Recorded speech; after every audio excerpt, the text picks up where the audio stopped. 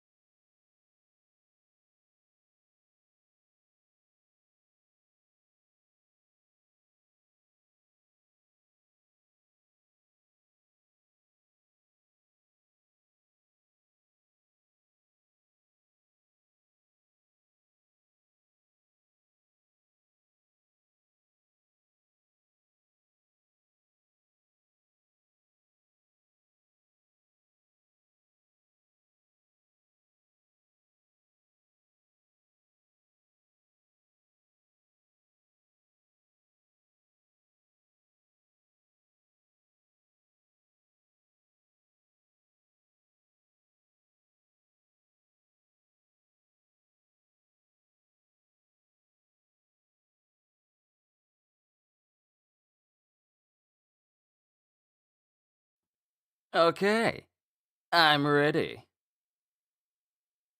Good afternoon, class. Welcome to Let's Discuss Education. I shall be your curator for this entire session, Professor Kyushu, where we will discuss education as a whole, where it was when we were younger, for those of us born in the 90s, and where education has gone for those who were born later on, and the current state of our youth who don't seem to take education to the same degree that we were required to do when we were younger. Yo, peoples! Kyushu92 here. Welcome to an entire session of us just discussing, well, education. This has been a long time coming because this was brought up during, I want to say, multiple multiple sessions, multiple sessions for members.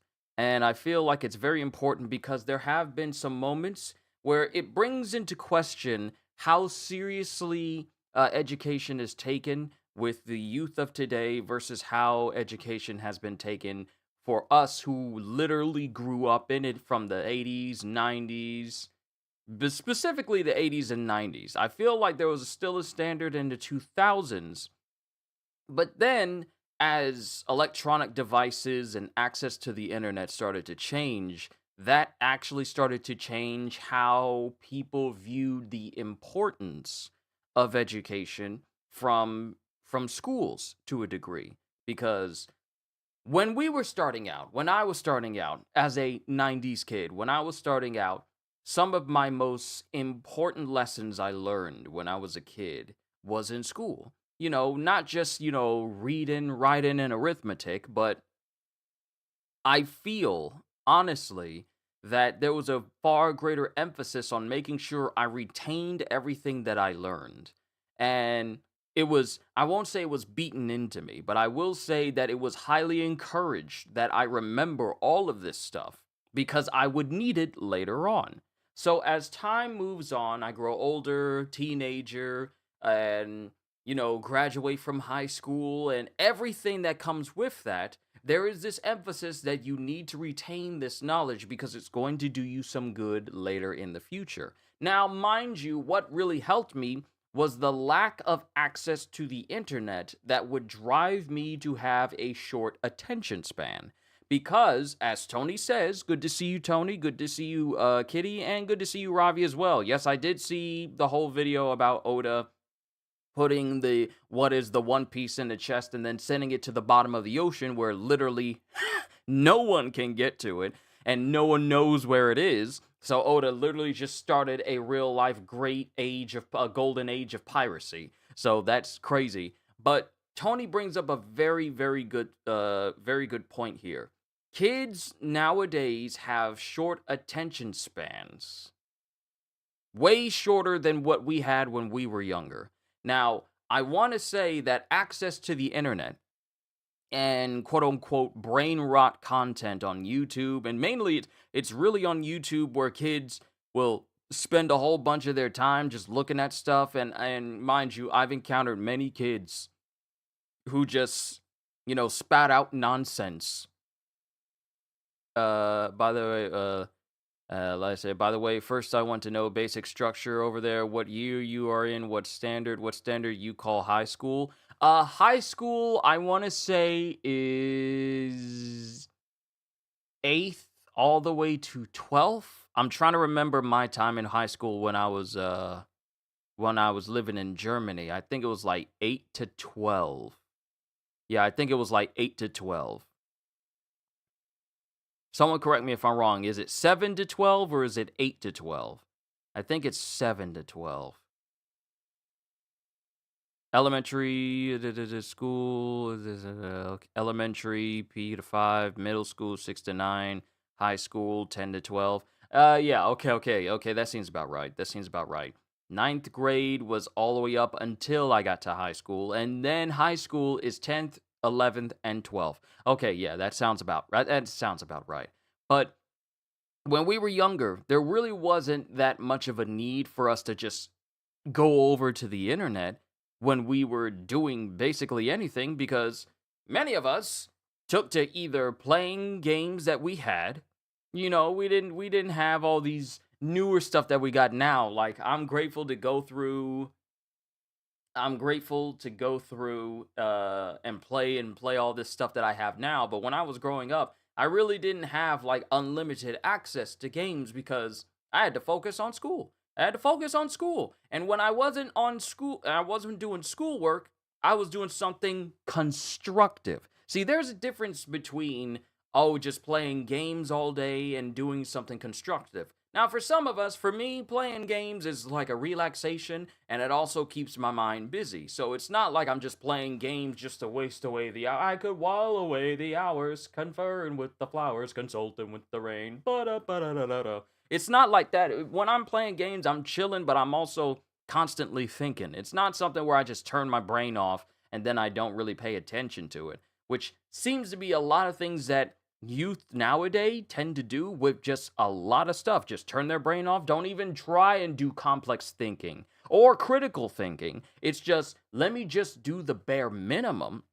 because nothing is encouraging me to think outside the box. That's the reason why you have a lot of videos where some people are asked questions like, what's the capital of the United States? How many states are in the United States? What is the tallest point in the world? What is the deepest location in the world? Stuff that we would normally learn. Basic stuff people don't even know. You literally have people out there nowadays saying, I didn't even know this country had 50 states. What? What do you mean? How do you not know this? See, there was an emphasis on retaining the knowledge that you learned when you was in school that doesn't seem to be as prevalent. Now, mind you, I'm not saying that it's non-existent. I'm saying that it's not as prevalent because you'll notice that kids nowadays will default to repeating what they hear online constantly to the point where, for some odd reason, Merriam-Webster and the dictionary committees will literally turn words that children make up that hold absolutely no meaning into actual words that belong in the dictionary. And I feel like something has been lost in terms of what we see as valuable for education. Put in skibbity as a word in the dictionary, and it literally has no actual meaning. Like, you won't hear someone who is business oriented say this term skibbity at all during like a press conference. You won't hear them say it during any important speeches. Matter of fact, to be quite honest with you, I feel like a lot of the language that the youth use nowadays has been repurposed by adults, but these adults don't understand that some of these words don't really hold any weight or meaning for those who are mature. And therefore, just the emphasis and the ability to comprehend just basic grammar. Just basic grammar is lost on even adults right now because they're just seeing what everyone else is saying and trying to incorporate that. But it's like, I can't take someone seriously in a business aspect if they say, like, we're going to make this sure enough skibbity today. Like, no, the moment you say that, you lose all credibility as an adult I should take seriously. Even less so if you're in a position of power as a CEO or anything like that, a manager, whatever position you have, if you're using these phrases that only mean something to young people and you're not using words and grammar that make sense for adults who are expecting the same level of maturity towards you, you're not going to be taken seriously. So I feel like something has been lost to make people think that this sort of thinking or line of thinking is what we should be holding ourselves to. Because when I was growing up in the 90s, I learned not only like math, not only geography, not only language. You have your math, you have your English, you have your social studies, you have your science, you have all of these different things that of things you are supposed to learn. And then you were given tests to see if you remembered anything. And mind you, these weren't just random things just to see if you were good at remembering. No, they were there to make sure that you had the capacity to retain this knowledge. What we have nowadays is far too many children being distracted because they are given access to things that they should not have in the classroom. Case in point, I have had young people come up on my channel while I'm live streaming. And mind you, the standard time of when school ends, um, they're talking to me while they're in school, while I'm doing a live stream.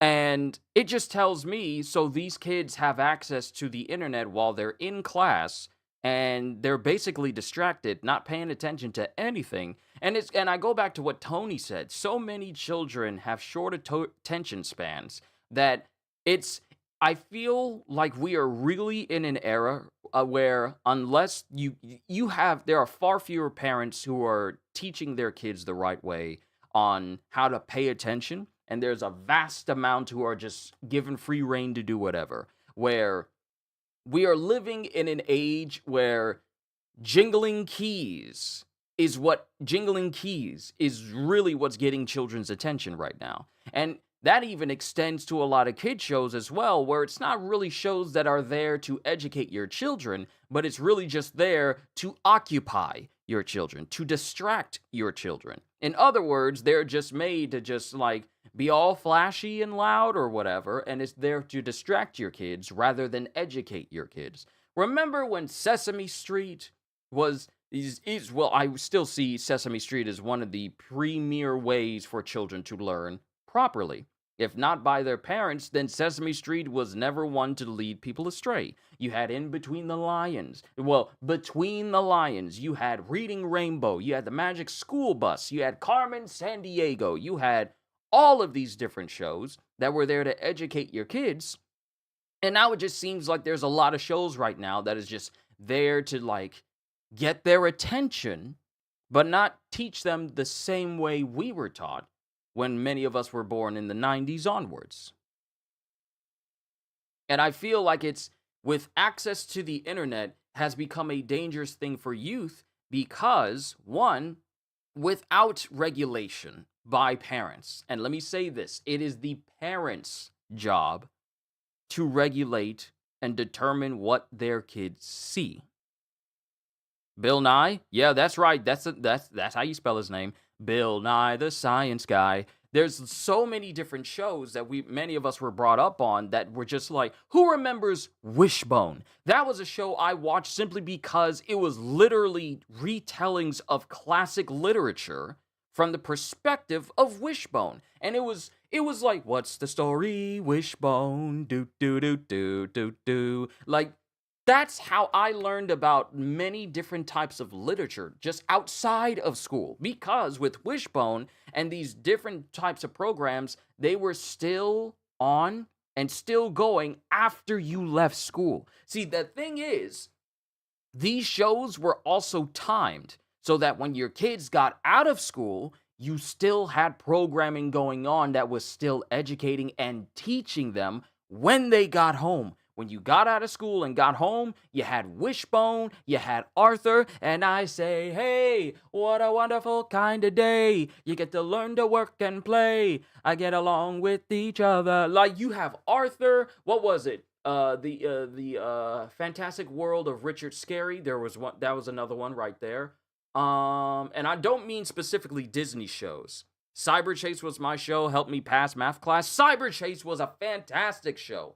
So many good shows out of the box from Disney. Now, mind you, Disney had some good shows. Out of the box taught me so much about creativity. There was another one that I used to watch when I was in Germany, and it was called Pappy. And that show got me into drawing. It got me into drawing pictures and everything. And I would watch Pappy before I would go to school at like 6 or 7 o'clock in the morning. And that show taught me so much about art and shapes and shading and coloring and everything. I would watch Pappy drew it. You're in Pappy. Like there was I would watch that all the time. It encouraged me to draw. And that's the reason why mind you, I haven't picked up a pencil in quite a long time, but I still retain that whole knowledge. And if I started drawing again, I would just pick it up again, because it's like you don't lose that. It's just that you can be rusty, but you don't permanently lose that. There was Pappy, and there was another one I used to watch all the time. Oh, Blue's Clues. Blue's Clues taught you a whole lot. Blue's Clues taught you about basically everything when you think about it. Different languages, different places. So much programming that we had when we were younger were perfect. And then Bob Ross the painter. Yeah, Bob Ross, the OG art person for basically all ages. The legend Bob Ross. Mr. Rogers. Oh my god. Okay. Mr. Rogers was revolutionary. Mr. Rogers was a revolutionary man when it came to educating people. Even in the midst of the time when he was, doing his show, he would do things that was considered taboo. So, how should I put this? During the time period where Mr. Rogers was active, especially early on, when someone of my skin tone was also on his show, it was seen as heretical for him to share the same pool with this man, with someone who was darker than me. It was seen as like people were mad and upset that he decided to share, like you just had his feet in the kiddie pool and the other guy had his feet in the kiddie pool. It was seen as like, I can't believe that Mr. Rogers was doing that. But you know what? Mr. Rogers taught us so many different things. Like, one, we all bleed the same.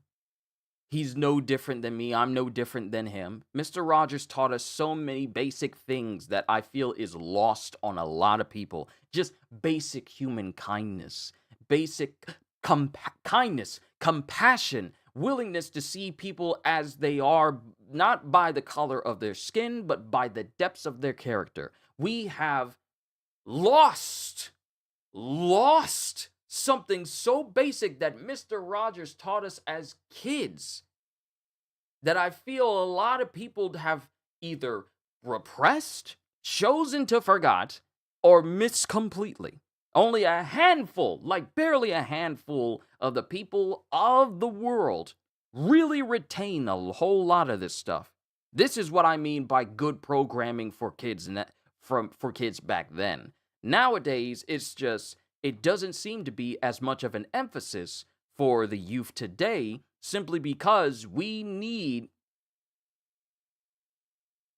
to keep their attention, or we need to do something that can get a whole bunch of views. Maybe we have parents who are taking care of their kids at the house, so let's let's just have something playing and it'll keep the kids distracted so that the parents can do whatever they want. And kids being governed by, internet and YouTube and phones and everything rather than being taught by parents is a lot of the reasons why a lot of youth today lack a real drive to want to learn. They lack a drive to want to be something or make something of themselves because they're simply not in a good environment that encourages them to be better than what they are right now. In school, you had teachers who were willing to go the extra mile to make sure that no student was, and this is before the whole no student left behind thing that was like a real big thing back in the early 2000s. This was a time when teachers would go the extra mile to make sure that every student was taken care of. Not because the students saw the teacher saw the students as kids,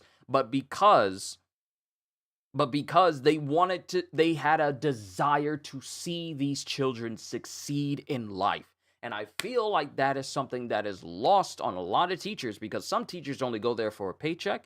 And some teachers, like, I feel at some point, we start looking at teachers who actually care about students in movies as the shining example, and not every teacher is that way. Because some teachers don't care, because some students don't care. You get students who go to school and they don't want to pay attention. They're disrespectful. They don't care about the curriculum. They think that they are owed something just for being at school, and then they leave that school with that same mentality. No one corrects them, no one at home, no one at the school, and they think they can do whatever they want to do. That's the reason why you get all these students who walk in school like they big and bad and can't nobody tell them what to do because they haven't been taught right at home and they haven't been taught right at schools. Because for some reason, students seem to think that it's okay to talk to your teachers any kind of way. No, it's not. Doesn't matter if they're not your parents. There's a certain way you address them. Some students got it in their head that if I'm not able to act this way at home, I can get away with it at school because they're not my parents, and therefore I don't need to worry about no serious repercussions because it's happening at school. You get some parents that don't care what happens to their kids when they go to school at all because they see it as an escape from their own children. And I feel it is the fault of the parents why children act the way they do. And it is not just solely the kids themselves. What kids lack today is discipline. Discipline. Sakaruga, it's good to see you. That was my favorite show. King Friday and Sarah Saturday are awesome. Yep, that's where I got the phrase "we bleed the same" from. It was from him. Q, would you say this era is the worst time to be a teacher?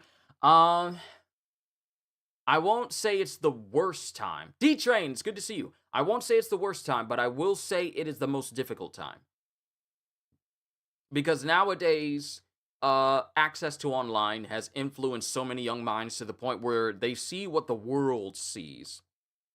And they think that what the world shows is what they need. Oh, you see somebody rapping on YouTube and they got all these stacks of money and they're holding it up next to the head. First of all, holding your money up like that next to your head looks dumb. It don't mean that it don't make me feel like, wow, he got a whole bunch of stacks. He looks cool. All it takes is for someone to bum rush you, grab a couple of stacks, and they gone. Don't be dumb like that. What we have here is an era of children who are lacking more and more common sense. Shonen Sensei! All my mods coming up in here. It's good to see all of you.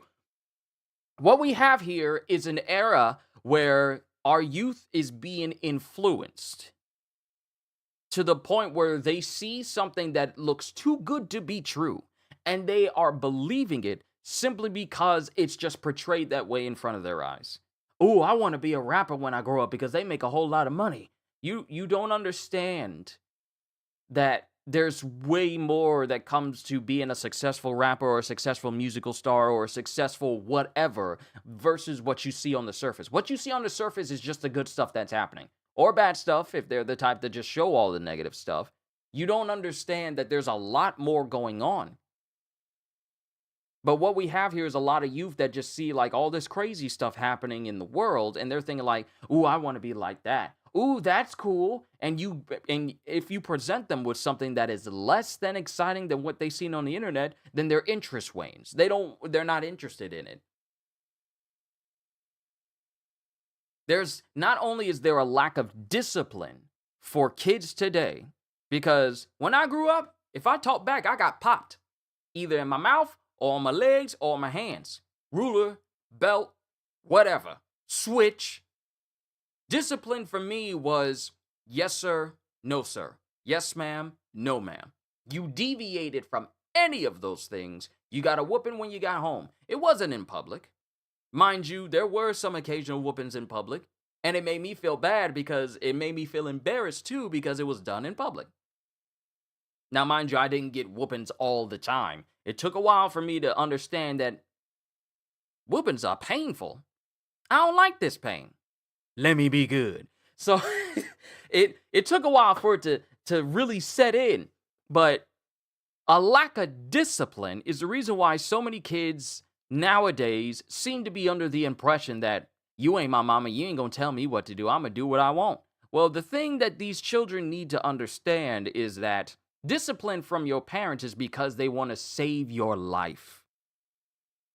Discipline from people outside of your family is because you did something wrong. And those people can go home at the end of the day. See, the thing I don't think the youth nowadays understand is that when you are disciplined at home is to make sure that you understand that what you're doing has consequences. And the only safe discipline you are capable of getting is at the house. Because the moment you ignore that wisdom, not a lot of kids have a lot of wisdom nowadays. They just have wisecracks and smart alecky attitudes. A lot of them seem to think like, I don't know what you're talking about. Ain't nothing gonna happen to me. And they have this mentality of that they're gonna live forever. Nothing can happen to them. And when something bad happens, they go like, what did I do wrong? And I'm like, you've been warned. So discipline starts at home.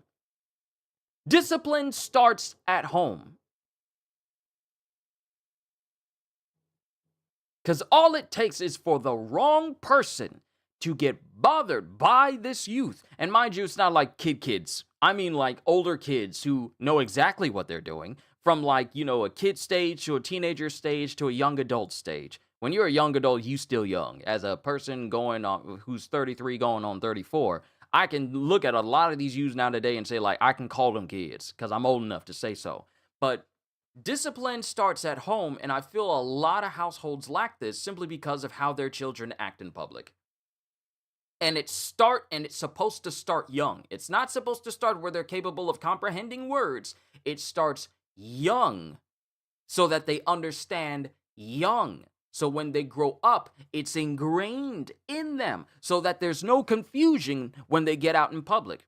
Kids today should know how to act in public. Kids today should know how to act at home. When you with your parents, you ain't screaming at the top of your lungs. You ain't throwing a fit in the aisle just because you can't get no toy. You ain't causing trouble at school. No, you get some discipline. You act on your best behavior. See, for me, as I grew up, I had this mentality of the family name that I am carrying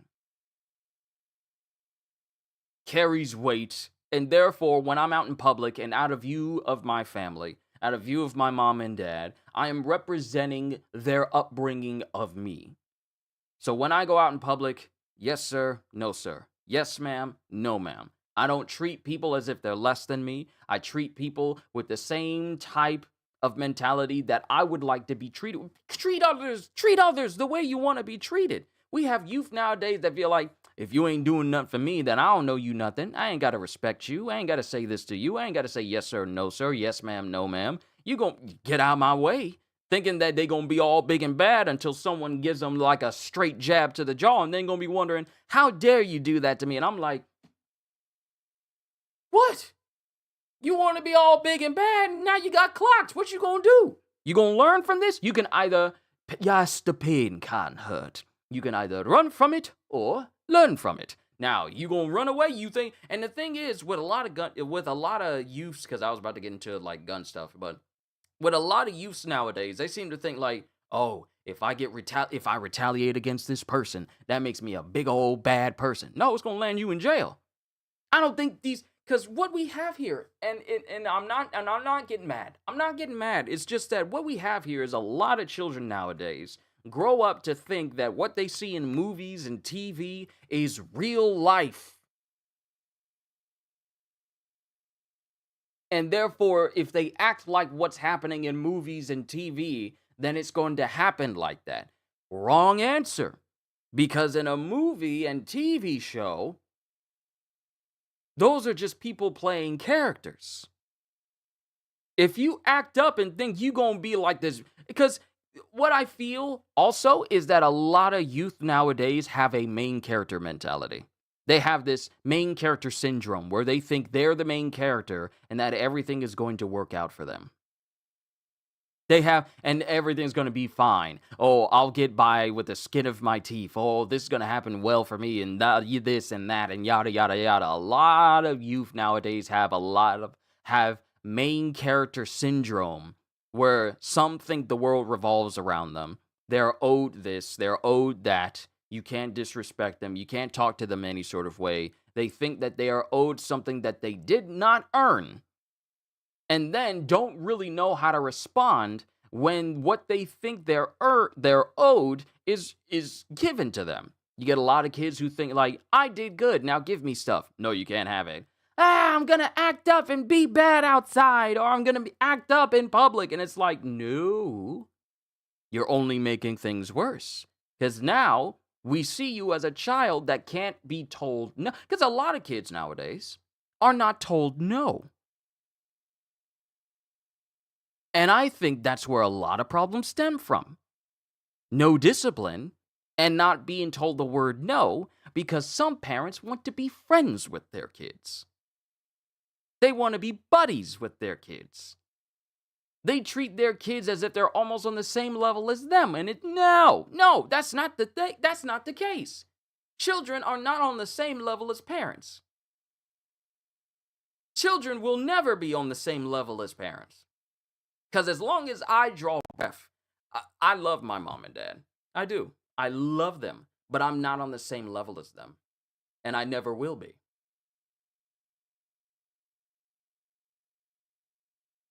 And it's not that I'm trying to be friends with my mom and dad. I'm never going to seek that, because the relationship that I have with my parents is that of I'm the son. They are my parents. They're my mom and they're my dad. So that relationship is one of mutual love and respect. Respect towards each other. But I will never see, and yes, I may joke with things more with my dad simply because he's another man in the family, but I will never go to the length of seeing myself as the same level as him, and therefore I can talk to him as if my dad is speaking to one of his friends. See, my dad speaking to one of his friends is different than my dad speaking to me. My dad speaks to his friends, he can joke and say whatever he wants to them because they are on his level. As adults, they're on the same level. And I'm an adult myself, but I'm not an adult on the same level as my dad because of that hierarchy, because of that chain of command, because of that respect of where my parents are. I'll never see myself on the same level as my mom simply because of the respect I have for her, the love I have for her, and the respective chain of command for what we have in this family. I will never be in that situation where I see myself on the same level as my mom or dad, simply because of the discipline I was brought up with. And Honest, it's good to see you. I'm glad you're here because we're having a discussion about education and the youth of today. So what a lot of youth nowadays have gotten used to is being able to speak to their parents as if they're friends, as if they're buddies, as if they're people they can just talk to any kind of way, or say yeah and nope to, not yes ma'am, no ma'am, because that continues to boggle my mind of seeing kids just say yeah, no, what? I've never said what to my mom and dad. And if I did, I go apologize, because that's not what I was raised up to say. I was raised to say yes, ma'am, or ma'am, sir, yes, sir. That's what we've been, not just me, but my sisters as well. We've been brought up to say yes, ma'am, no, ma'am, yes, sir, no, sir. That's what we've been brought up on. Anything different from that would be disrespecting our upbringing, to the point where I can't say yeah to anyone older than me. It feels weird. It feels disrespectful. It feels off. That's what was ingrained in me. That's the discipline that I've been brought up in. So it's crazy to me where we have the youth of today who are so used to speaking to their parents any kind of way and wonder why no one takes them seriously.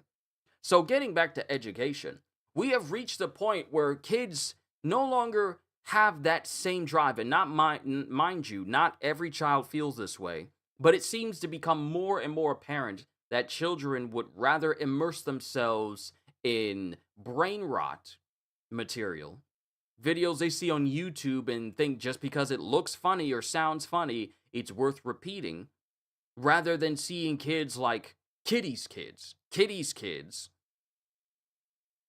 are shining examples of the type of upbringing that I was brought up in.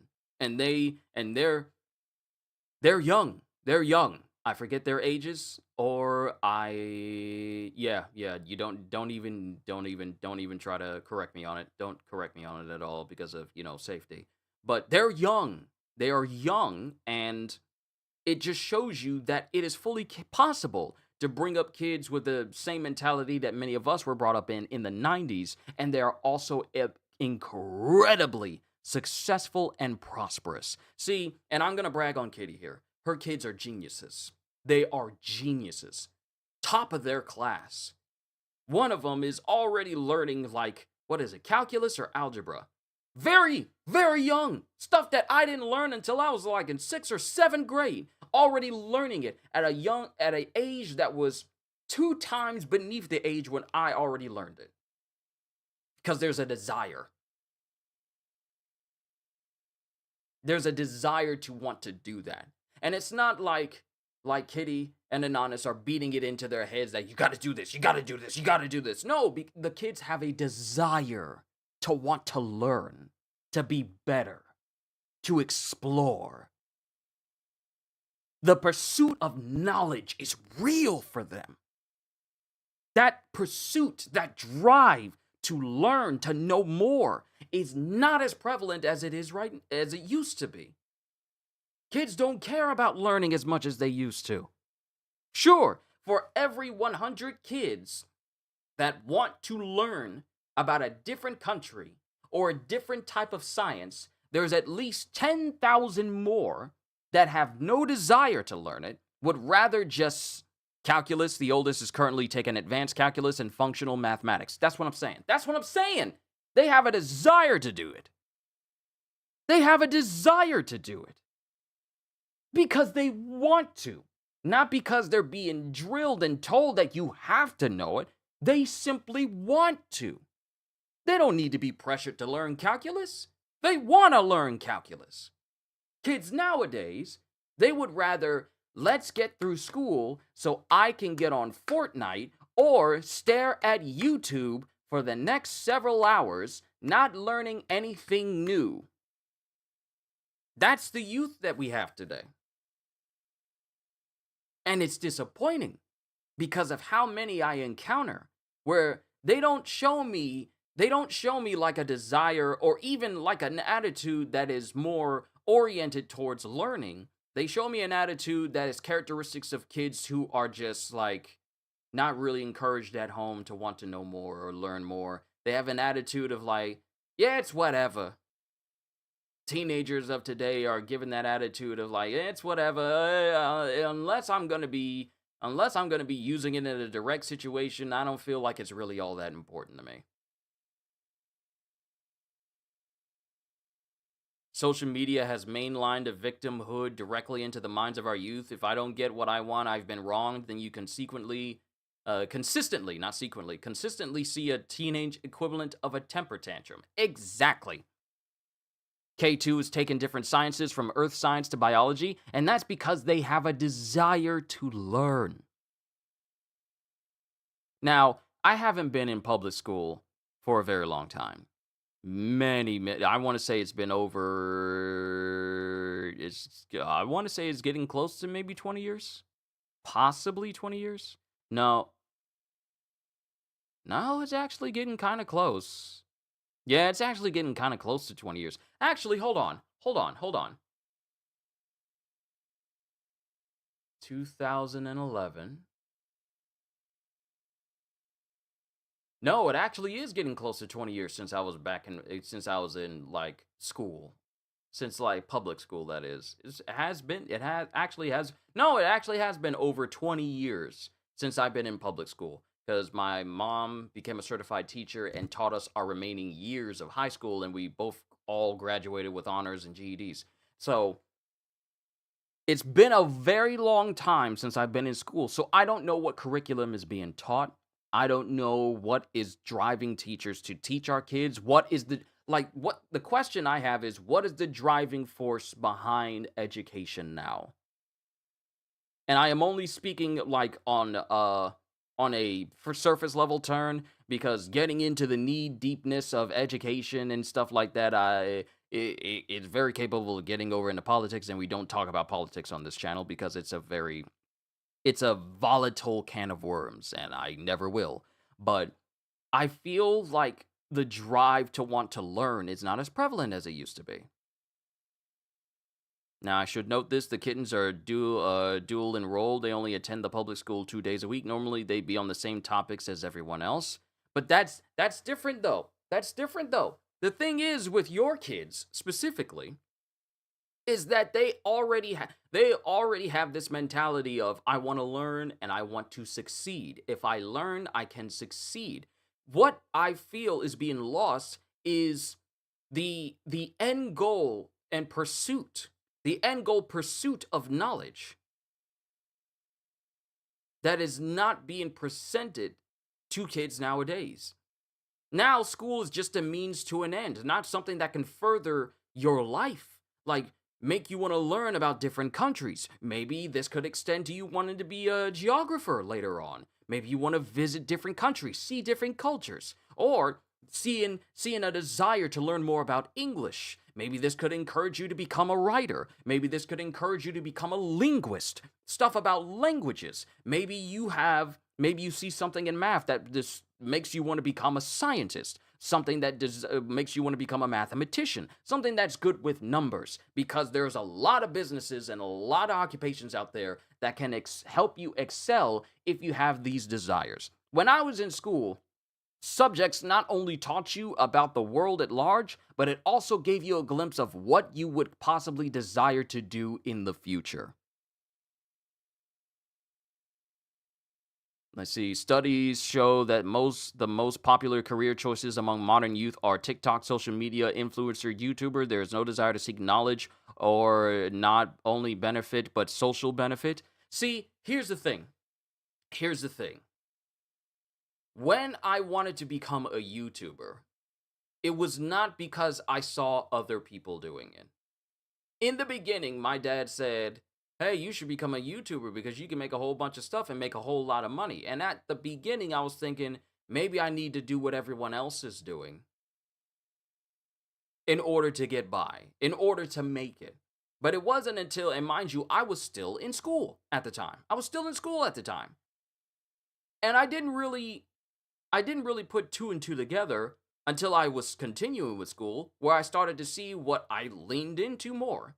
And mind you, I did not grow up in theater. I did not grow up in theater at all. I'm not a theater kid. I did not grow up with this desire to be overly dramatic whenever I do stuff like I am now. Like I'm very theatrical with how I do things, but I didn't take part in classes like that at all. However, that was something that was in me even as a kid that I didn't know at the time. So being in school, I learned how to better my language. I learned how to, because when I was young, I didn't have such an emphasis with how I project myself or how I spoke. Most of the time, I just kept to myself, didn't say anything, and that was it. But social skills are incredibly important in school because you don't want to be the type of individual that is so standoffish and distant, and you don't know how to behave in public that is so foreign to you. So while I did not grow, and I am grateful that YouTube wasn't a thing when I was a kid. Because can you imagine growing up and your only pursuit in life is to just be another influencer? not knowing that many influencers are actually faking the lives that they have in order to make themselves look good. And they're also doing things in ways that incentivizes kids to tune into them simply because they know that kids are impressionable. A lot of youth nowadays are gullible and naive. And that's the reason why so many massive YouTubers who exist, like the Paul brothers, KSI, and Mr. Beast, have been raking in the dough is simply because there are millions and millions of children that watch all the crazy, dumb stuff that they do and are drawn into it. And they know that it's working because they make millions and millions of dollars.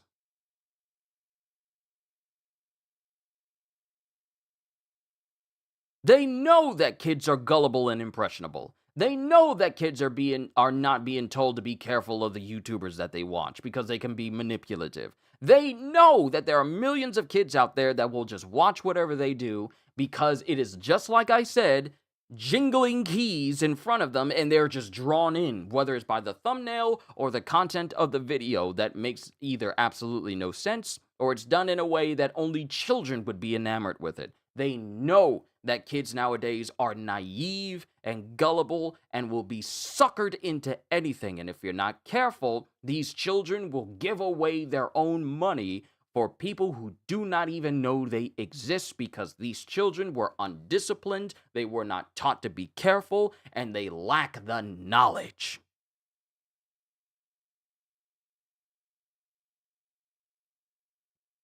That's the type of education that we have nowadays, where kids are not being taught to be careful online like they used to. We had seminars on how to be safe online when I was a kid. We had that.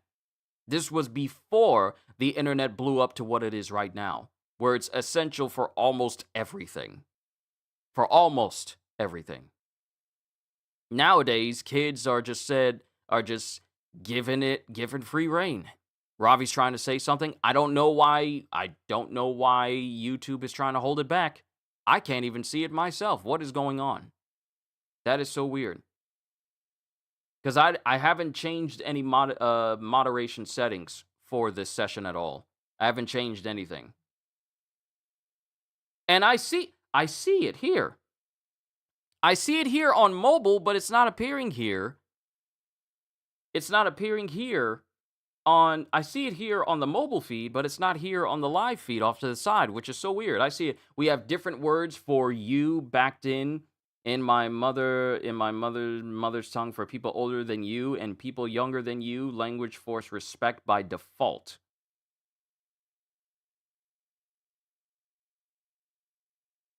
I see your message, Ravi. It's wanting to pass through. I'll copy it for you. It's weird that I can see his message here live, but I can't see it up on my screen. That's weird. That's so weird. We have, yep, there it is right there. It's weird that it pops up on mobile. My wife and I decided from day one that our son will not have access to the internet until he's 18, so no smartphone, no laptop, non-negotiable. I refuse to allow my child to be inundated with madness. I don't blame you. I don't blame you because so much of what the world has to offer is not good for your kids at all. Keep them away from Roblox. Keep them away from Reddit. Keep them away from YouTube. Basically just keep them away from the internet until they are mentally mature enough to understand the consequences that goes with being online. Because a lot of parents nowadays just see the internet as a tool to be used, but don't realize that there are so many dangers with that. People need to be careful, especially with their kids. But also, parents need to be careful trying to get in so close with their kids that they don't want to be the parents that disappointed their kids because they wouldn't let them have everything that they wanted. And now the kid is looking at them like, I don't want anything to do with you. And thinking that, oh, I need to please my kid in order for them to love me fully and everything. You know, like trying to reward kids who are bad by saying like, it's okay. They don't understand. Or the parents, I know we're talking about education, but one thing that gets on my nerves are parents who try to be friends with their kids because they don't want to ruin a so-called relationship that they have with them. But all this is going to do is encourage the kid to continue to do whatever they want because they know that if they behave differently, then that could make their parents feel like, oh no, little Timmy is not speaking to me. What have I done? What can I do to get in good with my son again? What? What? Parents should not be kowtowing to no kids. I'm sorry, but what? We don't teach Timmy not to. We don't tell him no. We don't tell him no. We just let him be his free self. His free self gonna be out on the streets. What you mean? People need to tell their kids no. You are not. Who cares if your kid is offended? They'll get over it. Parents out there trying to be friends with their kids, questioning whether they did the right thing if they put them on punishment. What? If you don't punish your kids now, someone's going to punish them. And for some people, it's a permanent punishment. I'll never understand that. What you mean you don't want to make your kid upset? Let them get upset. It teaches them, oh, I can't get my way. I guess I need to do something different. And if they don't pick it up, oh well. But parents should not be kowtowing to their kids. They should not be looking at their kids like, oh, he's upset. Maybe I need to do something to cheer him up. What? What? It's like y'all said, spare the rod, spoil the child. There is nothing worse than a spoiled child thinking that whatever they do, and the thing is, when you allow a child to be spoiled underneath your parentage, and then they encounter someone who ain't having it, those kids don't know how to react because they're so used to being allowed to do whatever they want with the one person who should have been teaching them no. So as soon as someone else comes in, whether it's a family member or maybe it's a friend from outside, as soon as they encounter someone that says like, no, you can't have that. No, you can't do this. No, you can't do that. Because there are some times when I'm asked to do certain things by kids, and I'll say, no. Come on, can you just do it once? No. No. What do you think the word no means? Some kids are so used to being saying like, yeah, you can do this, yeah, you can do that they think just because, and the thing that gets them is the fact that I look young. Mind you, if I shave this off completely, I'll regress at least 10 years. They look at me and think like, oh, you're young too. Why can't you do this? I don't feel like doing it. Why? Why won't you do it? Because I don't want to. Come on, just do it. I'm like, you obviously don't fully comprehend what the word no means. If I said no, it's not, oh, you're just going to keep, because the thing is, you cannot pester me until I give in. It's impossible. With my sisters, I have learned to ignore puppy dog eyes, and I have learned to ignore constant pleading. Because if I say no, that's what I mean. Unless I come back to you and vocally say I'm going to do something contrary to what I said, I'm not changing my mind. If I said, no, I'm not going to do this. No, I'm not going to do that. That's what I meant. That's what I meant. I don't know what world you live in where if someone's saying no means no in this 1 minute and you come back and ask me 5 minutes later, because I've had that happen so many times and it gets on my nerves. If I say no now, it means no later. A lot of kids nowadays seem to think no just means no for right now and I can ask you again. I can ask you again at a later time. No. If I told you no once, it probably means no later on as well. And if I say I'm never going to do it, don't ask me again. So many kids think no means not right now and maybe later. If they paid attention in school, which is why education is important, they would know that the word no means no. No isn't a synonym for not right now, not today. It means no. If I meant not right now, I would have said not right now. So I feel like education as a whole, which would teach you the basics of grammar, the basics of yes and no, right and wrong, left and right, up and down, education that should teach your kids the fundamentals of stuff that they would want to know more about. I know y'all. I think it was Inannis going on and saying like one of them went down a rabbit hole. Was it you, Kitty? Hold on, let me see. Where is it? K1 fell down a rabbit hole yesterday. He went on a fact chase of space facts on Google, and I've done that dozens of times. I've done that for different animals. I've done that about space. I've done that about different cars. I've done that about different concepts, seismology, geography, different planets, all sorts of things. It's very easy to get down this rabbit hole of just wanting to learn. It's very easy to get down that rabbit hole.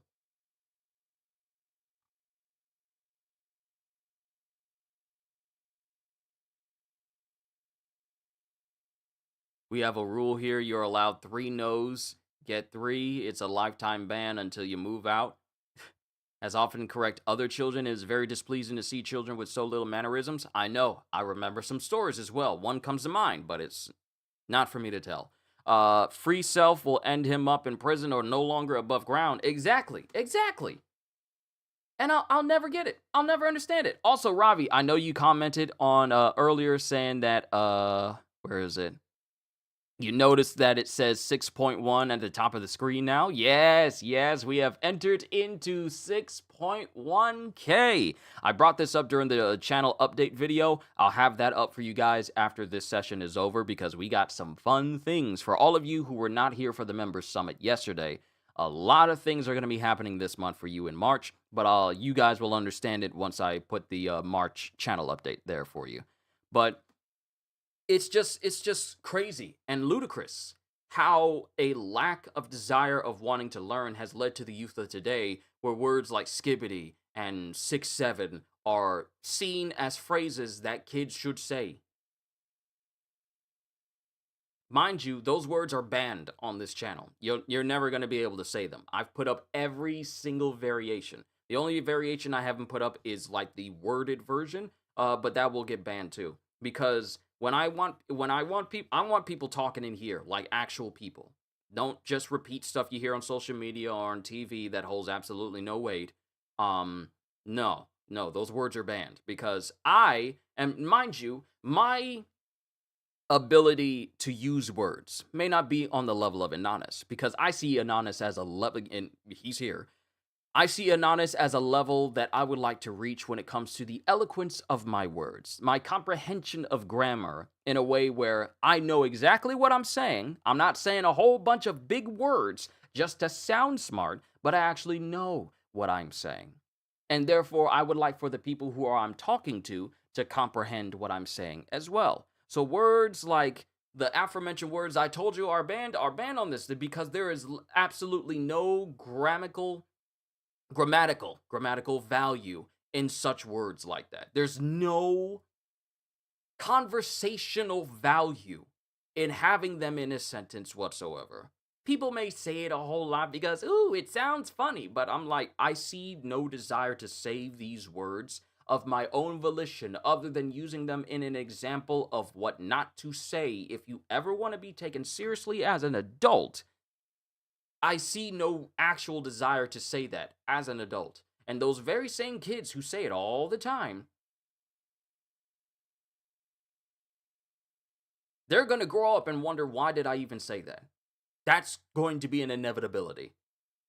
And it's going to be crazy on how, when they grow up, they'll look back on the words that they used to say and wonder, how did this even make it into the dictionary? Like many of us are already questioning right now. You can't trust public education anymore. My son is being homeschooled. Don't blame you.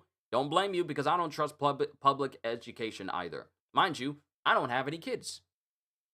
And I was in public school when public school actually had value. But nowadays, public school, some teachers do a good job.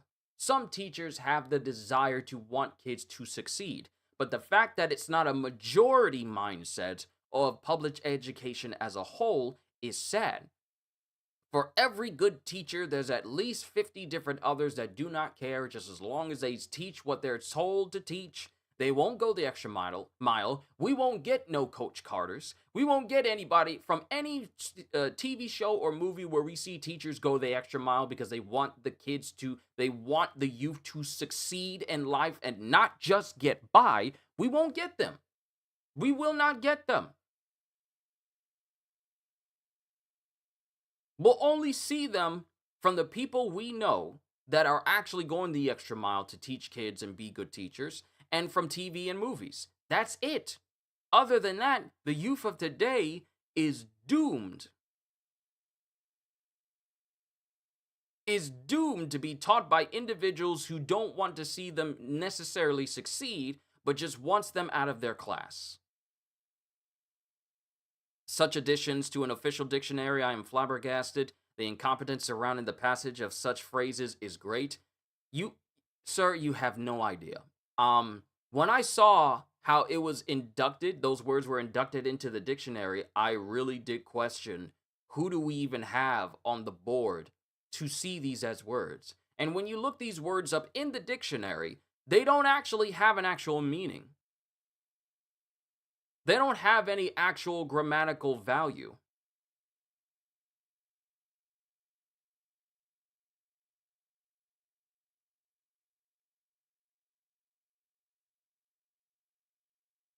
If he says no, I'm more than likely going to say no as well.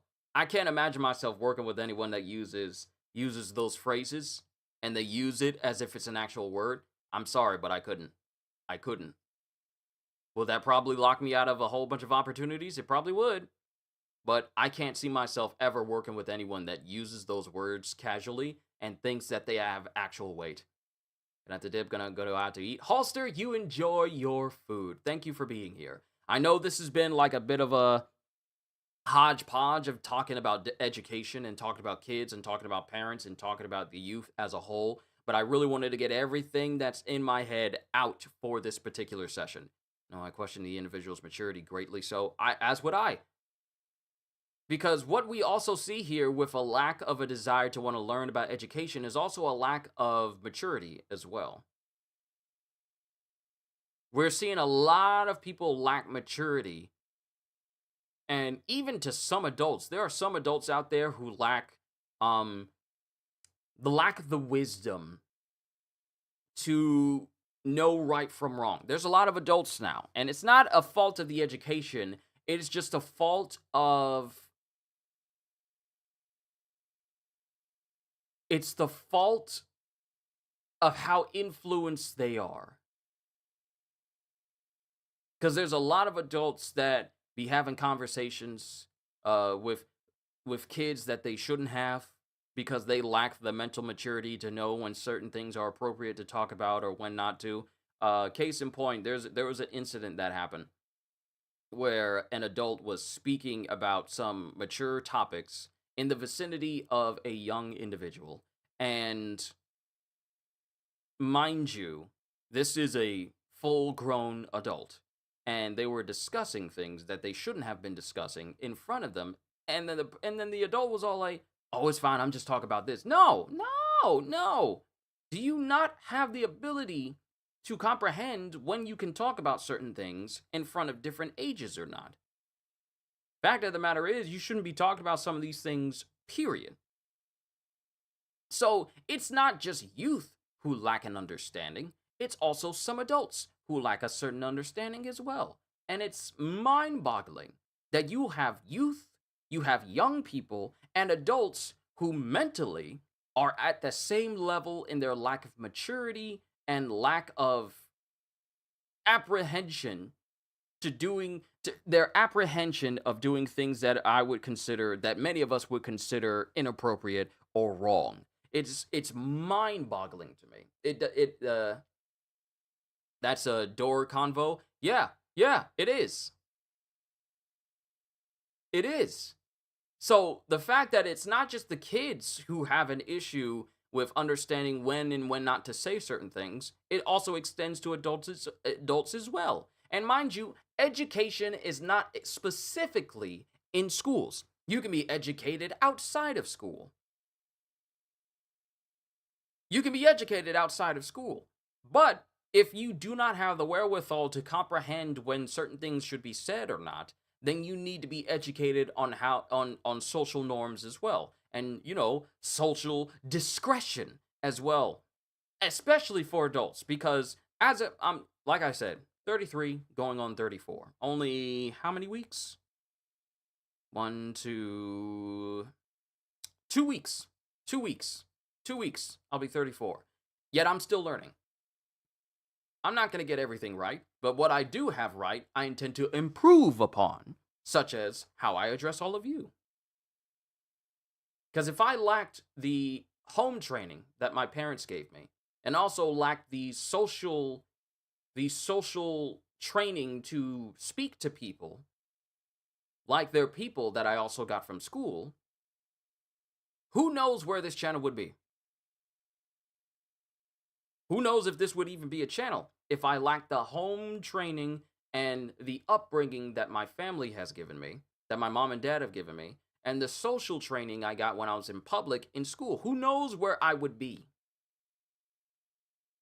A good example of how terrible public education is today, they don't use the phonics system to teach kids how to read anymore. They use character memorization or sight reading. This has long-term cognitive effects that are devastating. Why?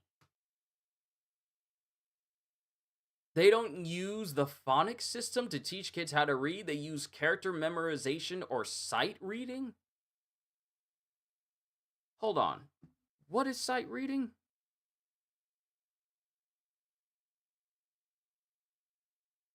Cuz this is like I said, this is me learning. Let's see here. Sight reading. Terminology. In music literature, the term sight reading is often used in a generic sense to refer to the ability to read and perform instrumental and vocal music. Okay, that's music. What about in practical reading? Yep, let me rant, clear the floor. Take all your time so I can look in what this sight reading is. Studio musicians often record pieces on the first take without having seen them before. Often the music played on television is played by musicians who are sight reading. This practice is developed through intense commercial competition in these industries.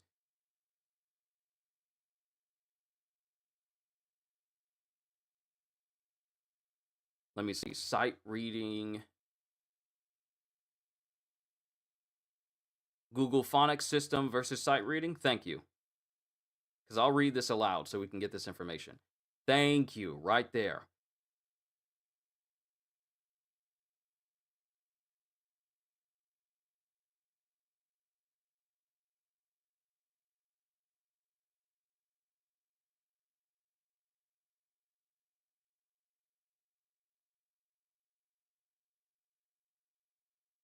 Oh, yep. Okay, I see it right here. So, with phonics, you have a focus on the focus teaches the relationship between letters and sounds.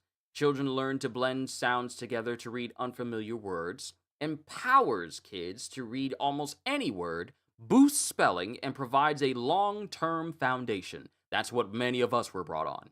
Cons can be slow and tedious initially, requires memorization of many rules, but that help though. Now, with sight reading, it recognizes high frequency, sometimes irregularly spelled words instantly. Memorization of the word's appearance through flashcards or repetition. Pros includes increasing reading speed, fluency, and helps with words that do not follow phonic rules. But the cons is a limit to reading ability to only memorize words, as children cannot sound out new words.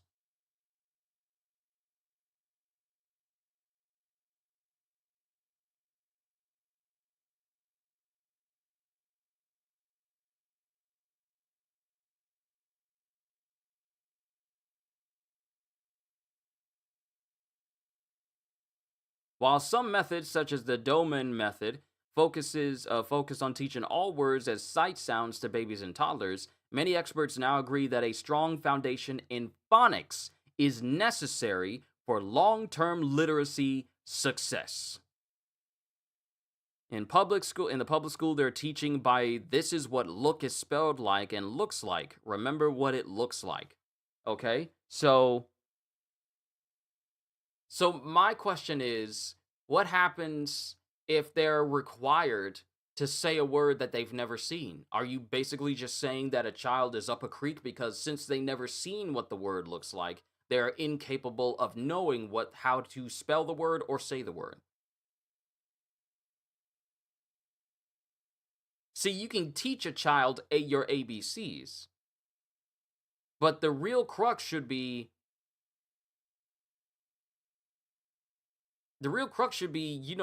teaching kids words so that they can remember them. This is basic stuff. In the public school, they're teaching by this is what look is spelled like and looks like. Remember what it looks like. Are they teaching them what look means? Are they teaching kids what the word look means? Are they teaching kids what these words mean? Not what the word looks like, what it means. Sound it out. Spell it. What happened to spelling bees? That actually tells me everything I need to know. When's the last time we had a national spelling bee in any state? Where you literally had to memorize these words. What is the difference between secret and sacred? What is the difference between can you spell oscilloconsonant? How can you spell chrysanthemum? Words like that, because you need to have a comprehension of how words sound, how vowels sound.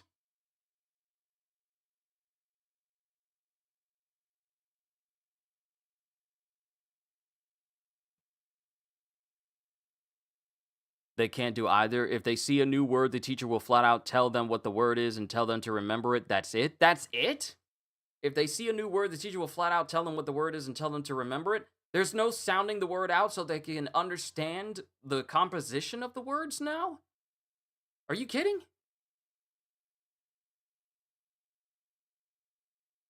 The children's classmates are unable to read the text our children bring to institution. What?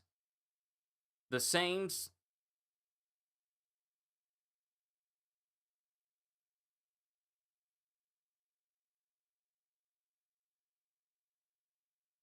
The text your children bring is essentially incomprehensible to the very children they go to school with, in the same grades that they are, and they can't understand it.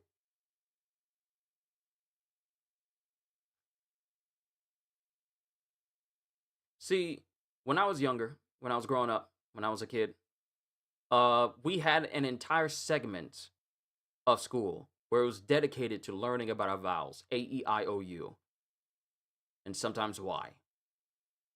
Grammar, how to sound out words. We had spelling bees on the regular to make sure that we knew how to spell words right. The difference between, the way a word is written does not necessarily mean that's how you say it. Like, you don't say the word laugh, L-A-U-G-H, with a G. You don't ever emphasize the G.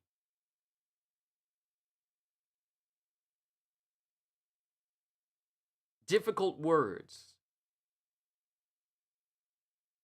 We were taught to learn how to say them, how to spell them. Syllables.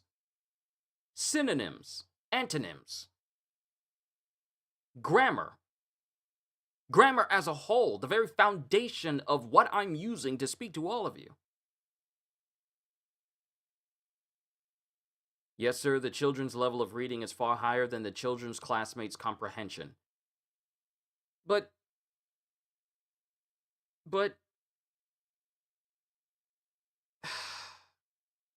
now, mind you, it doesn't surprise me that your children are of a far higher reading comprehension than everyone else around them. But the fact that none of them are capable? None of them? There's a good video that breaks all this down. I will send it to you via Discord later. Cool, thank you. I definitely want to look at that because when I was growing up, and then the teacher had the nerve to say we had to keep it home. We had to keep it home. She had a bad day that morning.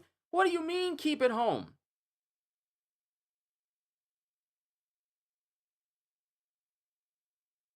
Keep what at home? Books and stuff that is apparently far beyond the students in that person's class? What do you mean? If anything, that should be encouraging these kids. Hey, they're reading these advanced books. That's cool. How do they know all this stuff? Remember when you had a smart kid in class and they started doing some good stuff, and that made you want to kind of maybe want to be like a smart kid too, because they knew so much.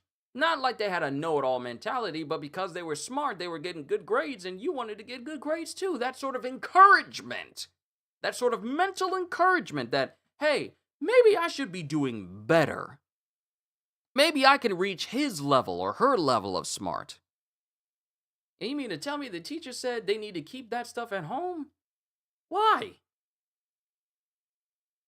Is it because you feel like you ain't capable of teaching this to kids or something?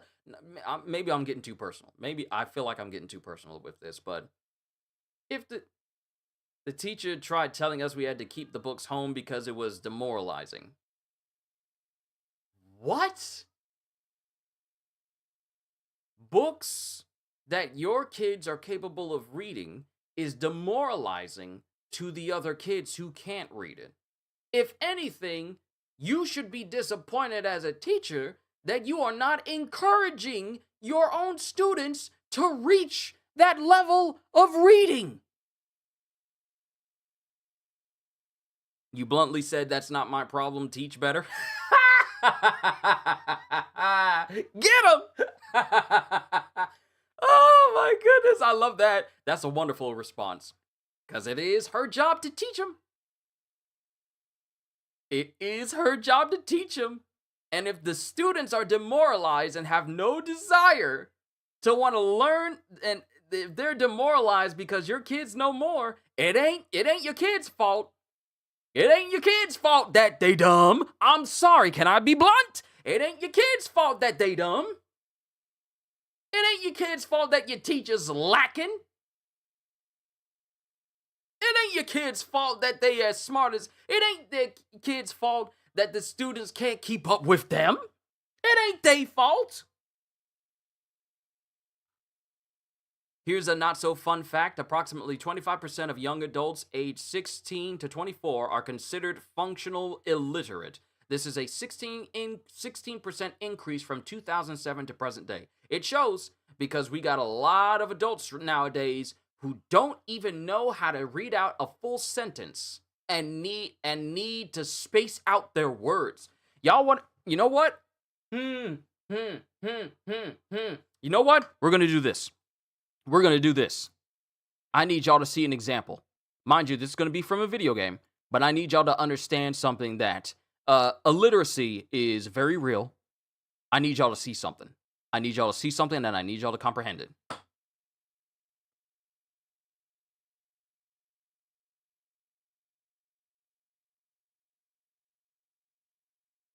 Where is this video? There we go. There we go. All right, hold on. Hold on. We're going to do this. Okay, browser video. I got to switch over viewer sent stuff. All right, give me a sec. Let me change this over.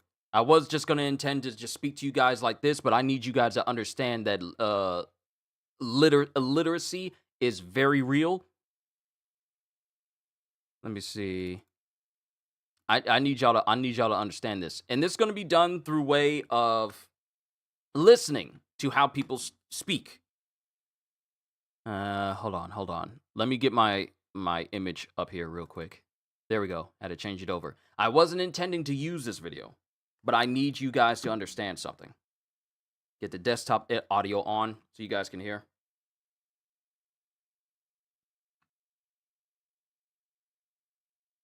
Switch over my headphones. Okay. All right. So, this is from 7 years ago. Now, mind you, this is from NBA 2K15. This is a game that came out, well, back then, and the voice acting you hear are from the actual basketball players themselves. From the actual basketball players themselves.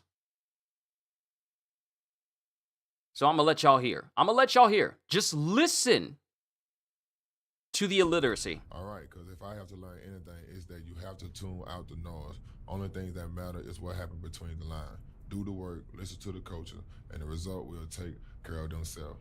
Because at the end of the day, it's not about the money, the nice hotel, the private jets. Remember that and you will be fine, okay?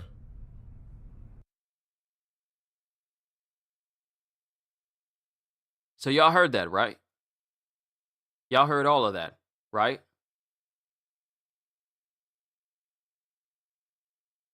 Y'all heard all of that. Mind you, this is a 3-minute video. This is only 19 seconds in. It gets worse. It gets worse. Illiteracy is very real. Very real.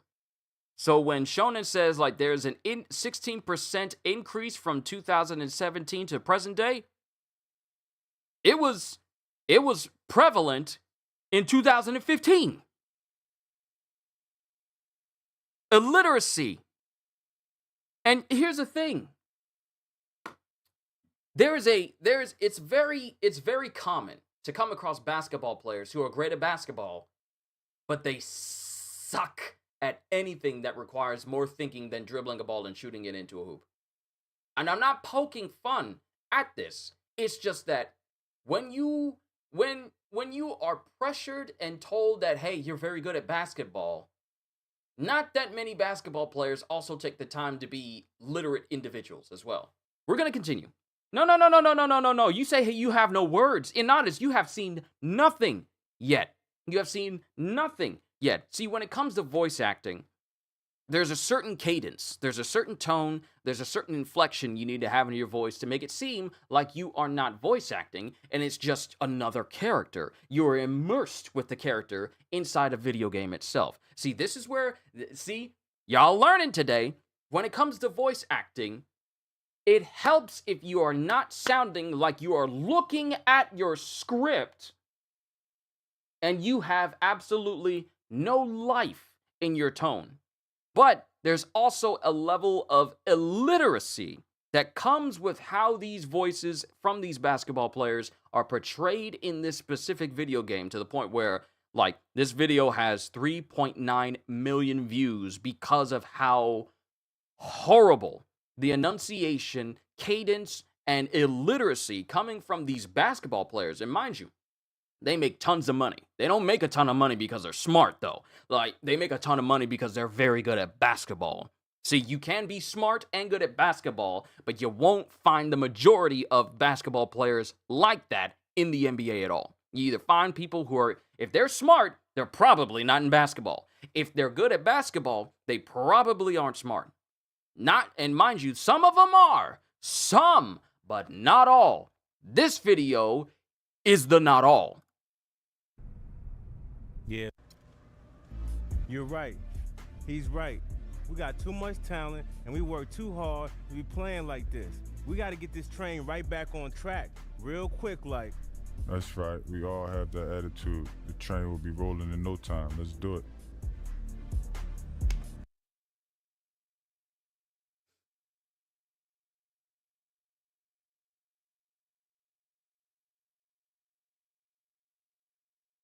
See, when you're doing voice acting and acting in general, you have someone directing you of how they want this person to sound.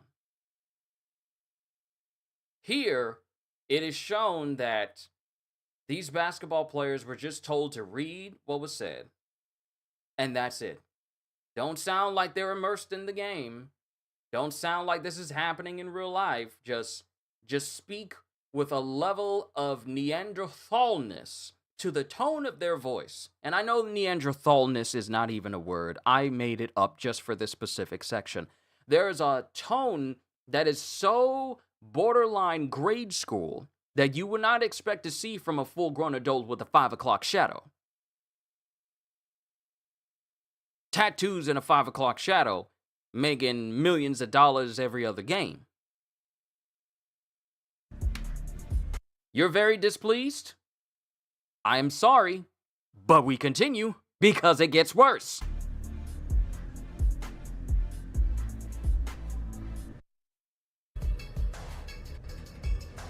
This one right here. About what? That a young buck like you could actually do the right thing and avoid getting his sorry I had a butt kicked teammate out the hold me game. back. He told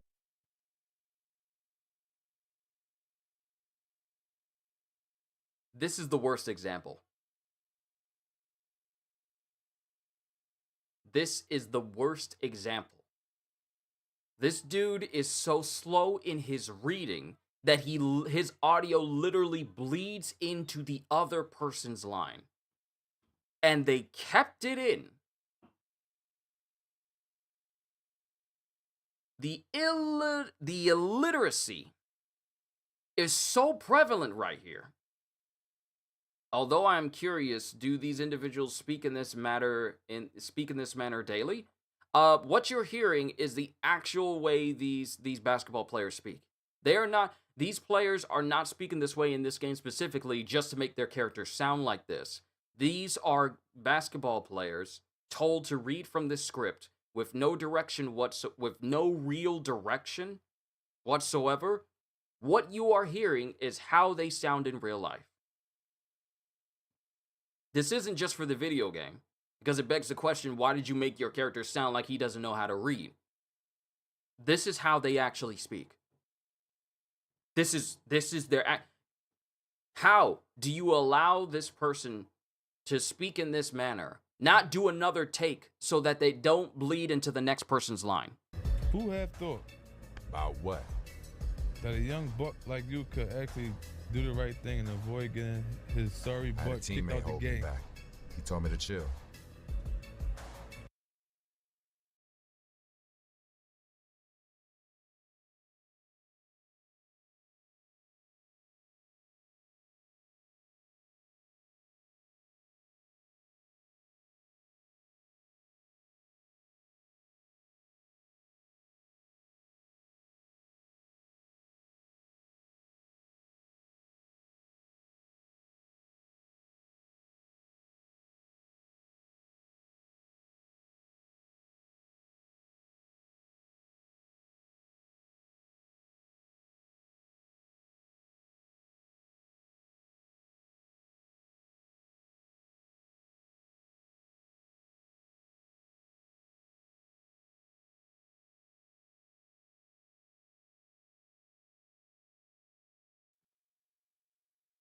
It gets us all, or that was the best take. My thing is, this is an annual game from EA, NBA 2K15, which was doing better than NBA Live.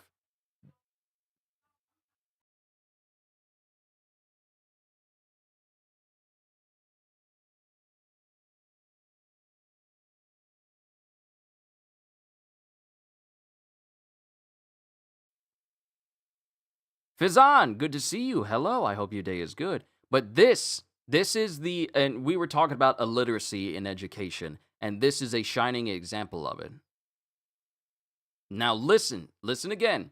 This is a person actually speaking. And notice how, just listen. Who have thought About what? that a young buck like you could actually do the right thing and avoid getting his sorry I had a butt kicked teammate out the hold me game? back. There's a hesitation because their enunciation is poor, the pacing is poor. They're hesitant to get to the next word because it just seems so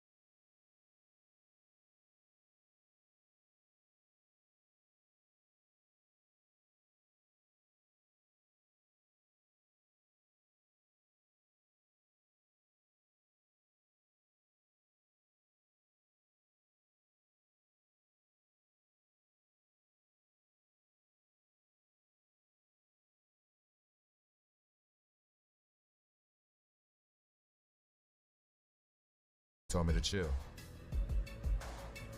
Sounds like a wise fella to win in this league. You need all hands on deck. Good call. Check it.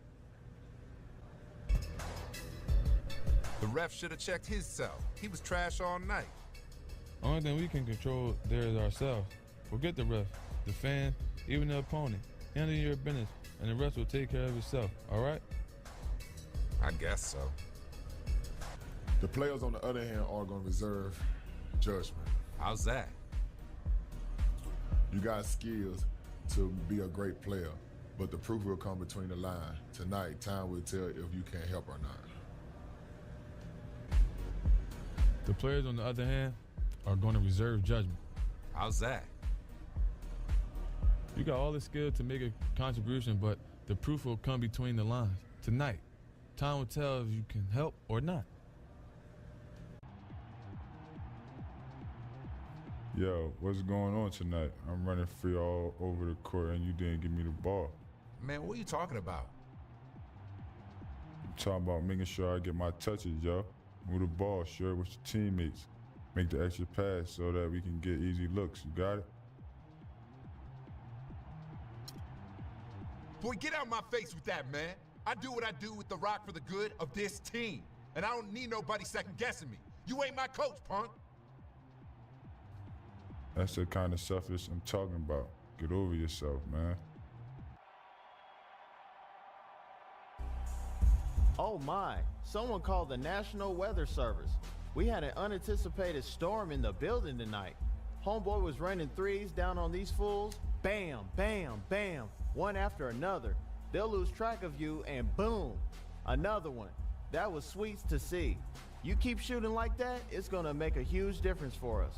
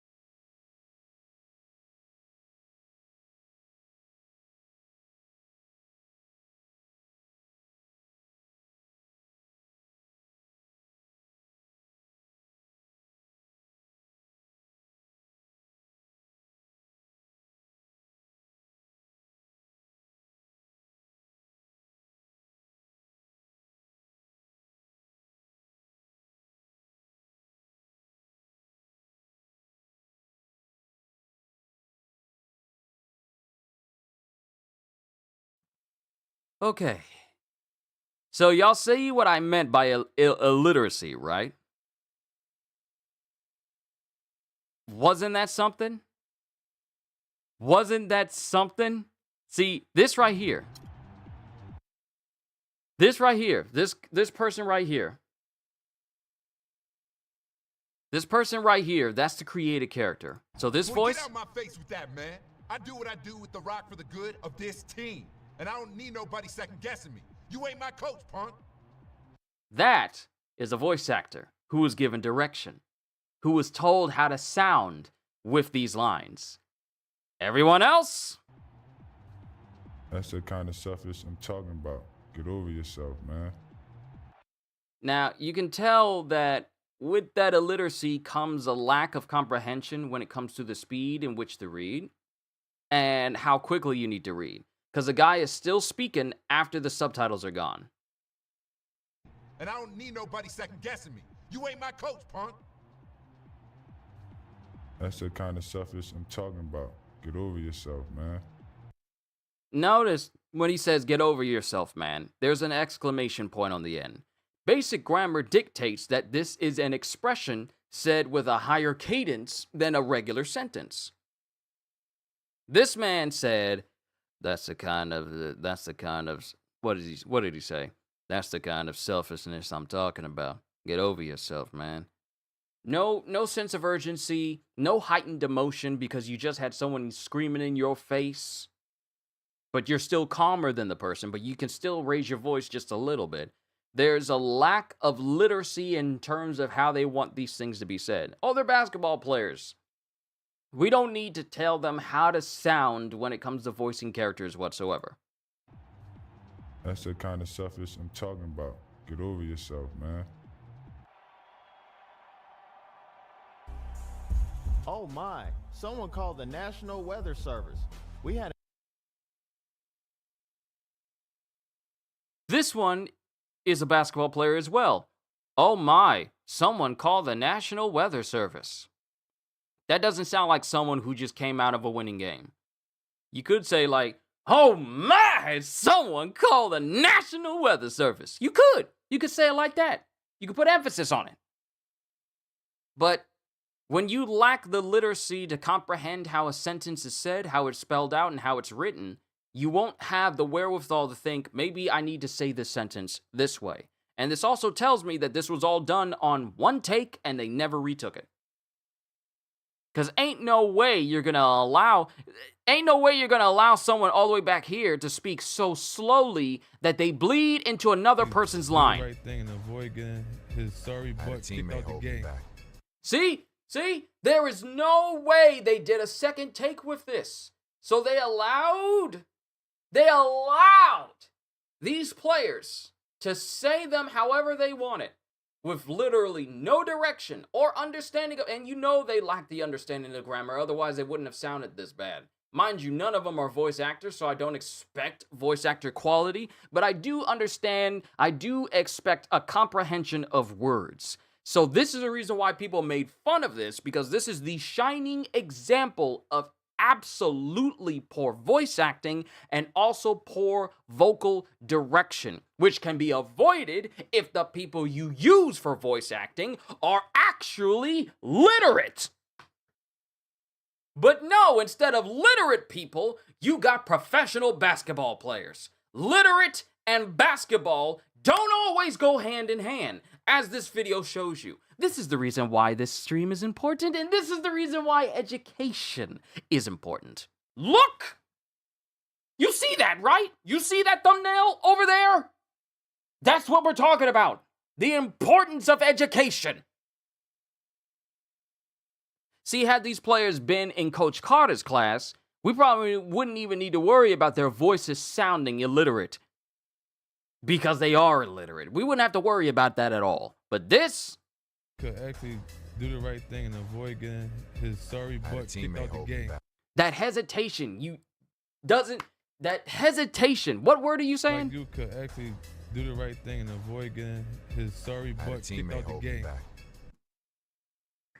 See, that spacing in between words that, let's hear that again. Could actually do the right thing and avoid getting his sorry butt Do the right thing and avoid getting his sorry butt out of the game. That wasn't hard. That wasn't hard to say in one flow. Do the right thing and get his sorry butt out of the game. Do the right thing and get his sorry butt out of the game. And I say that quick enough where the other created characters' lines don't bleed into mine. Imagine being so illiterate you sound like you're under the influence. I know this is off topic, so I apologize, but I'm on the part of One Piece where Gear 5 defeated Kaido. Again, I do apologize for going off topic, and this is important education. Fizan, you're fine. I know you're on that One Piece journey right now, so I only say continue to enjoy yourself. Jenny! It's good to see you, my lady! Hello! We're just talking about education right now. How long have I been doing this stream for? 2 hours now? 2 hours? It feels like 2 hours? But we've just been talking about education as a whole, and I feel like this is a conversation that had to be had because there's so many. There's children showing up to my streams with a lack of social understanding of like, hey, hi, I'm here. Notice me. I didn't think you noticed me when I was here, and I'm like, bruh, I can see you. I see everyone when they're in chat. I see everyone. I'm not gonna be all loud and say like, hi, how are you, new person coming in? Because my eyes tell me everything I need to know. If I don't vocally say that you're in here, it doesn't mean I don't see you. It just means that I haven't vocally acknowledged you. See, a lot of things with a lot of kids nowadays is that they need that validation when they show up into a live stream. Because they lack that validation outside of it. It's like, ooh, if this person says hi to me, oh, I feel extra special. Sorry, but I'm just some dude on YouTube. I am not worthy of, I'm not someone that you should be geeking out over in terms of like, oh, I made it to his stream.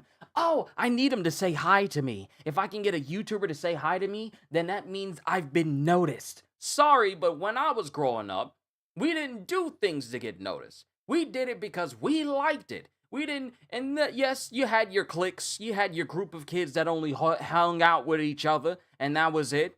Never went farther than that. But many kids were content. Many kids were fine. They didn't need to say hi and then stand by for validation. They didn't need to do things in order to be validated by another individual.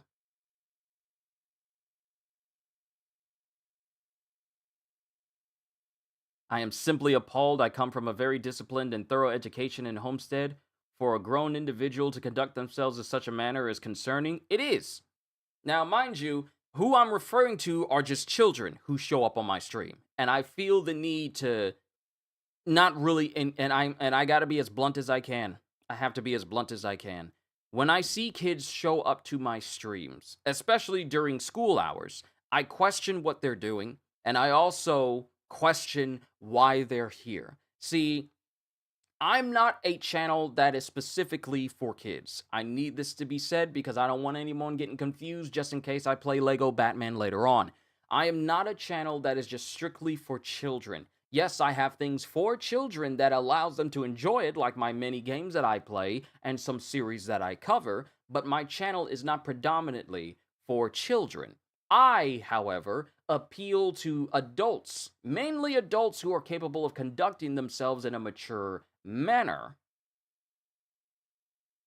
And when I get children who show up, especially those who are overly eager, who want to be seen, who want to keep acknowledging their presence, who want to make sure that everyone sees them, I don't feel a definite need to be like, well, let me just engage with this child right now because all they're seeking is just attention. I know it sounds harsh, but there is nothing wrong with me saying that I have no desire to appease children who are simply here to be seen. Now, you can be here and you can learn. And if you're smart, you can learn from the first experience from when you're here. But if you're only here as a kid and you're only here just to view and think that I'm going to be your dangling keys moment, sorry, I'm not. Where are your parents? You should not be online unsupervised. Everyone, yes, like Kitty says, everyone is welcome. But you gotta understand that there are mature people here as well. You won't catch me saying all these trendy catchphrases or anything like that. Because I'm sorry, it's just that I don't find any enjoyment or find that appealing whatsoever. You won't catch me saying first in the comment section of a video like Jenny is saying. And mind you, some people still do that. Some kids still do that. Everyone here is welcome, but understand that I conduct myself in a mature enough manner that this isn't just going to be like, oh, well, my kids are home from school. They can just watch him whenever they show up. And mind you, I don't use coarse language. I'm not derogatory. I'm not profane, and I'm not vulgar or anything like that. Let me put this a better way. I am not a channel where kids are just going to be able to behave however they want, because I'm still going to conduct myself as if there are adults around, and therefore I'm going to be speaking that way. If kids show up, not just you, but if kids show up here and they're looking for someone to be their dangling keys moment, I'm not the one. I'm sorry, but I'm not that YouTuber for them. There are plenty other places and plenty other people that can appease these kids, but that is not what this channel is. That is not what this channel is mainly for. Yes, this is an entertainment channel for not only to entertain, but to encourage, but I am not anyone's babysitter. So if kids show up here, your channel is appropriate for kids, but it isn't made for kids, basically. Yes, if kids show up here, they will not be, and protect them as we can from our stance of where we are here. My moderators and myself will do what we can to make sure that they understand what they're getting into while they're here, and also to be very careful while they're online, when they're personally unsupervised. But I feel like kids should not... Hold on. Did anything stop? No, we're good. It's just that the mobile part stopped. But I feel, as an adult, it needs to be known that kids should not be on YouTube unsupervised, just watching in and everything that they want to. Kids should be aware of the dangers. Lag? Yeah, there was a little bit of lag. I saw it pop up here momentarily, but yeah, we're good now. It's just... education doesn't just go to school.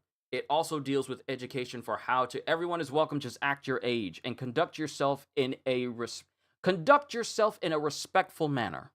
That's all that I ask. I don't ask you to do anything on this channel except to sit back and relax. But the other thing is to conduct yourself in a respectful manner, so that I don't have to hide you from the channel, so I ain't got to interact with you anymore because you don't know how to conduct yourselves. And I've been doing that a lot lately.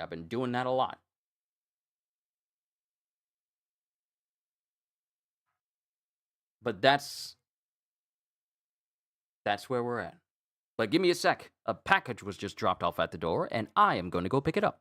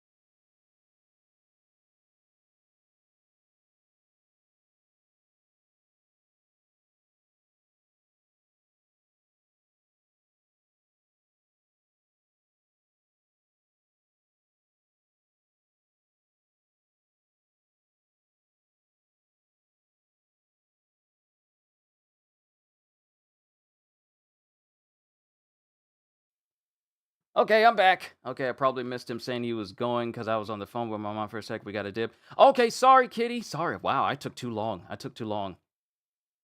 Yeah, I took too long. We seem to have lost sound. Honestly, I'm just discovered this channel and I'm loving it, especially anime reactions, but I don't seek attention. I'm just sitting and watching the reactions. Fizan, you're fine. You're fine. I probably lost everybody. I'm sorry. I'm sorry. I had to step away and talk to family all of a sudden. But, yeah, you're fine. You're fine. Children should never be left unattended while online. Dangers are present at all times. Yes. Yes. Honestly, I discovered this channel. I'm loving it, especially anime reactions. I don't think that I'm just sitting and watching the reactions. Hey, as long as you're enjoying yourself, that's all that matters. We see lost sound. You on mobile. Probably lag coming through. I know he muted himself while he went downstairs. It should come back soon. Yeah, I muted my mic because I don't leave it on while I'm gone. Still no sound? Wait, what? Still no sound. I hear it in the playback.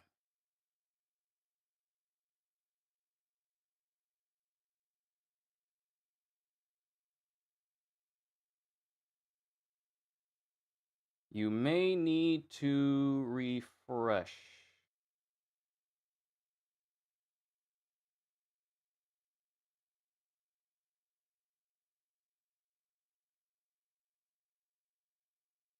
And we're back, ladies and gentlemen.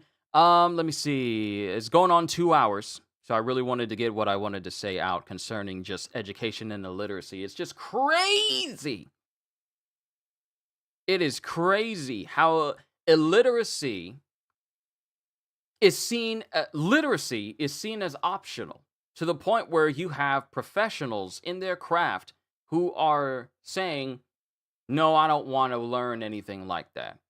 Because how many basketball, here's the thing though, the crazy thing is, you get basketball players who are fully capable of carrying on a conversation with great grammar, not always perfect grammar, but great grammar. You understand what they're saying. Refreshing worked. Yeah, it does that sometimes. You got people who are carry on conversations with great grammar. They're capable of sounding very literate, but that only happens when a lot of them are already retired and they want to get like a better education, or maybe they get it while they're playing basketball. But this was just an example of people who are professionals at basketball and don't seem to have a drive or desire to want to be more literate. And thus it leads to compilations of horrible voice acting from people who are not only not voice actors, but are also capable of literally reading out sentences that are right in front of them in a professional way. And not only that, when it comes to education, we can also educate kids to not feel entitled. Because there are so many, and I'm going to keep this one very, very short, because entitled kids hate it when you call them entitled, because they think, no, I'm not entitled, I just need to say whatever I want or do whatever I want. And I'm like, you big dummy, no you don't. You're not entitled to anything. So that's how I feel with a lot of kids nowadays. And mind you, there's a lot of adults like that nowadays, but they're kind of still kids if they act that way. Just the entitlement for a lot of these kids nowadays is also what drives their lack of want to learn in terms of education. Oh, I don't have to do this. I don't have to do that, but this will be important. No, I don't need it. I don't need it at all. And then they expect the world to bend the knee for them, or they feel like they're deserving of something that they did not earn, all because they lack that understanding. So it's just insane. It is just insane, but it's also incredibly disappointing. So the education that we had when we were growing up, vastly different than what we have right now for the kids of today. And I'm disappointed. I'm disappointed because what I learned growing up helped me. What I learned growing up helped me greatly. But it's a shame that kids don't have that same drive. Only select few households have that sort of drive right now. But that's just me. I felt like I said everything that I wanted to say. It's been, 2 hours since we had this discussion. I feel like we'll probably have another discussion like this again. Possibly not just about education, but just like what's driving the youth of today. That'll probably be later on in the future. I don't know. But I did feel good getting this out because there's just so much about education and children as a whole that just has me confused on what's driving them to want to learn more if it's not school, if it's not the teachers, if it's not what they're being taught in class.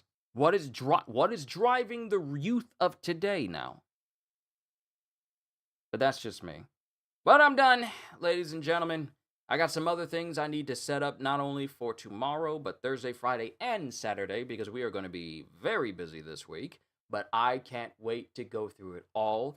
Thank you, everyone, from Jenny to Fizan to D-Train to Kitty and Inanis to Shonen Sensei, Holster, High Dragon, everyone who showed up here today. I just wanted to say thank you for tuning in. Thank you for the additional words that you guys have spoken as well, because when it comes to me having these conversations, your input in it is also very important because it gives us all different perspectives on all our different views on such subjects as education and the like. And I'm very grateful to carry on these conversations with all of you because I greatly enjoy them because it helps us learn. It helps us learn. That's what it's all about. Learning. That's how we grow. So I'm grateful to have these conversations with all of you. But this is where I'm going to call it a session for today. To everyone, all I wanted to say is, hope y'all enjoyed. Can't wait to see you all in my next video. Like, comment, and subscribe if you haven't already. Even check out the Patreon and membership here on YouTube because I got tons of stuff for you. Because I'm always looking forward to entertaining you. And because I know you're coming back anyway. Have a fantastic day. Once again, as always, later, peoples!